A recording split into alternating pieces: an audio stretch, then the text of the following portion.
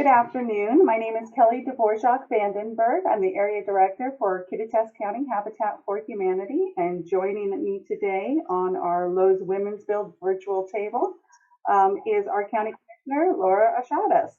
Welcome and thank you for being here today. Thank you for having me. It's a pleasure.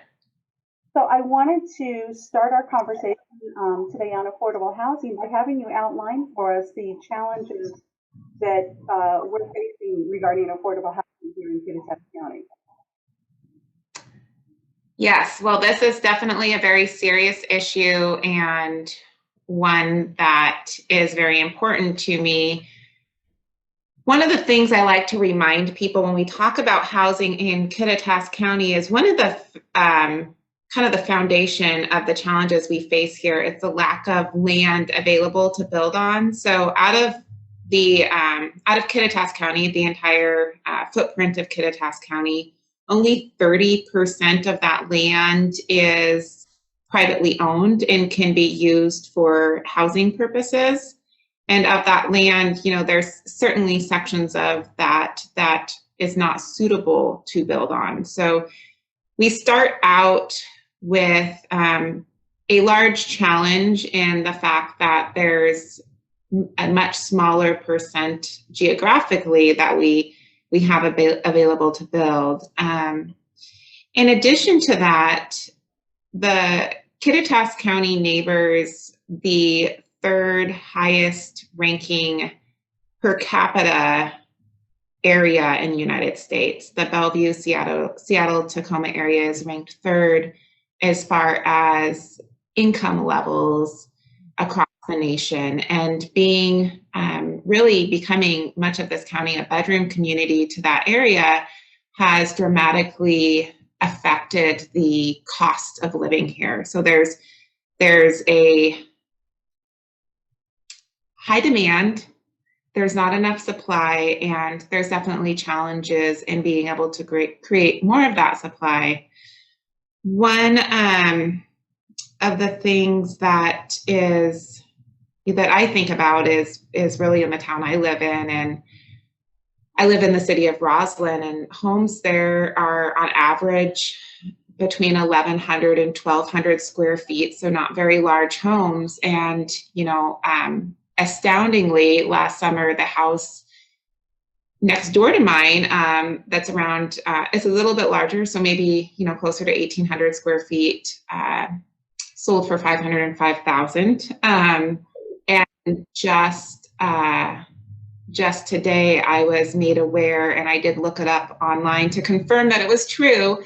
There's another house that was built at around the turn of the century that's not a very large home that is selling for $675,000. So the amount of the inventory is in high demand.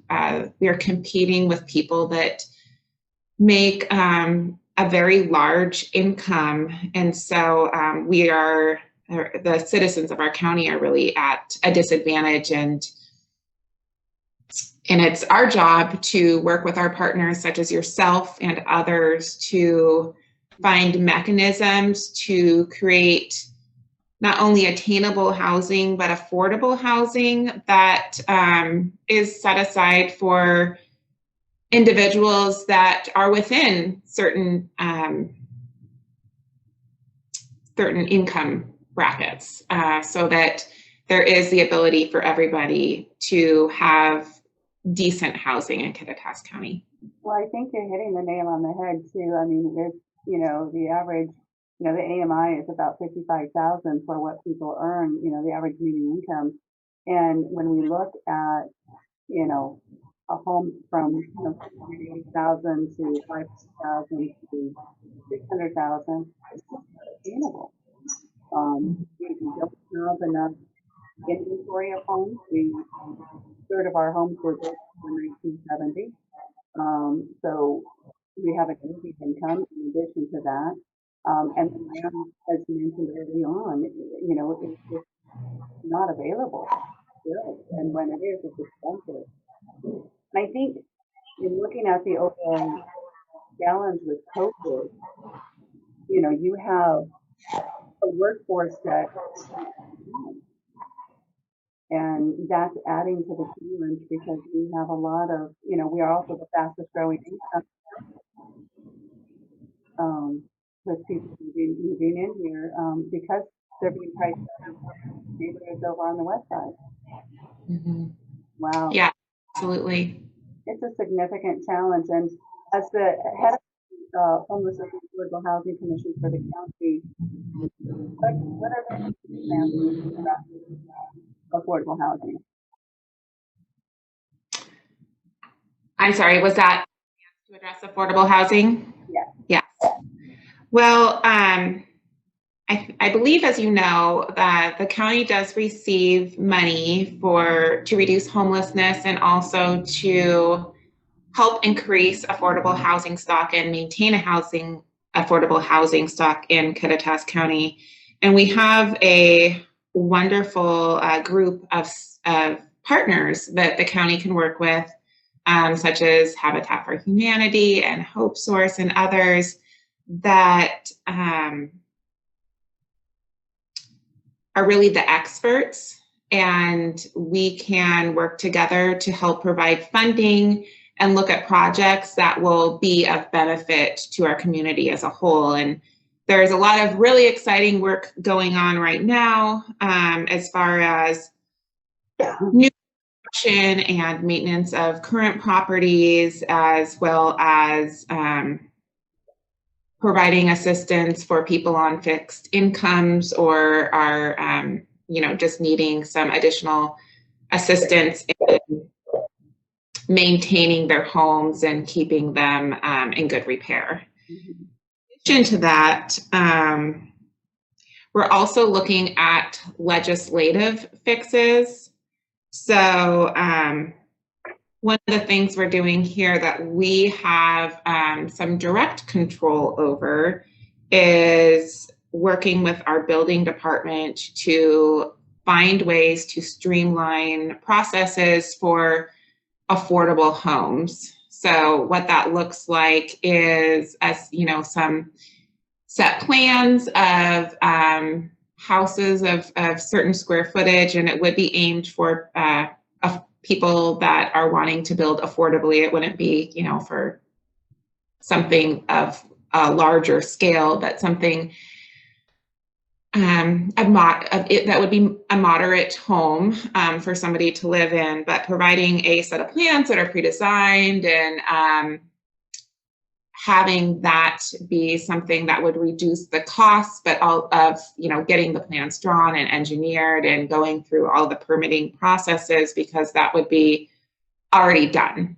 So it's not only simpler, but it also reduces the cost of the administrative work it takes for people that are looking to build in the community. So we're really taking an approach of trying to provide a large range of options and various tools for people in our community to use so that they can use whatever the tool is they need to be able to achieve that affordability that they're looking for. So whether it's building their own home, or if it's through leasing a home or leasing a apartment or condominium, coming up with a variety of options for people to be able to live in Kittitas County and to live in a way where they are not overburdened by the housing costs. So that is what we're doing here locally. Another thing that's incredibly important to me and to others that I've talked to in our community is trying to bring back some of the tools that were used historically for affordable housing in rural communities. And I come from a farming family, and we had, we don't anymore, but we did have farm hands that would live on the property in bunk houses, and that was very normal. It was completely normal and is completely consistent with rural character. And right now we have at the state level something called the Growth Management Act that was put into place for with good intention. It's not that anybody was trying to hurt people or do anything to make housing less affordable in rural communities, but it has. So I've been working really hard at the state level to advocate for bills that would allow, once again, accessory dwelling units on parcels of land, as long as those accessory dwelling units are 50% the size or less than the original structure. So, not working with people to game the system to have, 2 giant houses on their property, but really staying with the intent of what that has historically meant in rural communities as far as accessory dwelling units, and then trying to use that as a tool to create additional affordable housing in the future. So that's session's still going on. There's been some good days where we've had some successes advocating for the bill. There's, been some disappointments, but there still is a bill that is alive that would accomplish that goal. And we're really working hard to hopefully see that bill passed. Another area legislatively at the state level that we've been looking at is trying to increase areas of density outside of the urban growth areas. So as I stated earlier, Kittitas County has really only about 30% of the land that is buildable. So trying to maintain our rural character, but allow people to live in rural communities without having to be in a higher income bracket. One of my arguments for passing some of these bills is that the current legislation we have in place is, in my mind, creating a class system where people that are not of, upper middle class or upper class don't have the ability to be able to live outside of urban areas. And I don't think that, I think that's wrong. And I think, that's an important reason to address that, is because I think people of all income levels should have the ability to live in rural settings. I think that's wonderful. The things that you were talking about are thank you for doing the work that you do. It's very important. Thank you. What would you say to people who can't afford to buy a home in Kittitas County right now? Well, first I would feel extremely sad that that's the position a lot of people are in currently, because it's a fact. I have an adult son of my own, and he certainly is not anywhere close to a position where he would be able to buy a home with his wife currently. And it's a challenge for us. It's a challenge for our children and the future of our community. So what I would say is I'm doing everything in my power to address the needs of our community, to create as many tools possible to create additional affordable housing. But when I was talking about the accessory dwelling units and being able to have more intense levels of density and being able to create a one-stop shop where it's more affordable to build a home, those are all things that we are working on so that we can try to provide as many options as possible to help not only create additional affordable housing for people to live in, but hopefully for people to own as well. I think it's wonderful. when you look at the growth rate in Kittitas County, how significant that is that to our current affordable housing? Well, I think that's the key, right? I think the growth rate is why we're in this crisis. There's it's a supply and demand issue, and we just our supply chain can't keep up with the level of demand that we've been facing in our community. And it's really all areas of our community. We see it in the Ellensburg area. We see it in the Cleom and Roslyn area. And there's one of the things that's a blessing and a curse is that we live in a beautiful community that people love to spend time at, even if they don't live here full time. And so we do have a very high rate, especially in certain areas of our community where there's a large percentage of second homes. And so that definitely is a contributing factor to some of our challenges in providing affordable housing is we have, people with that are able to live a lifestyle where they have the type of income where they can afford second homes, and by all means, then I'm sure they earned it. But it definitely creates a challenge for us in trying to help people that live here and are within a certain income level where they're unable to purchase a home of their own. Well, I really think that the commission as a whole has done a kind of thinking outside the box, if you will, on how to address these issues. And it is important that we address these so we have members of our community stay in our community and not be forced out.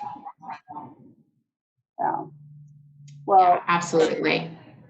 Is there anything else you would like the community to know today? I would just like to say, as you know, I have returned as chair of the Homeless and Affordable Housing Committee chair, and I am so honored and so excited to play a more active role with this effort because it is incredibly important to me. I don't come from a family of great means and have had to work extremely hard for everything that I've had. And so is my husband, and we worry about our children and our friends and our neighbors. And really, I'm just excited to try to do as much as I can to help increase the availability of affordable housing and creating new opportunities for people in our community. Well, thank you very much. Purpose work that you do. We're looking for a great partnership at Habitat. And thank you for your time today. All right. Thank you very much. All right. Take care. You too. Bye. Bye.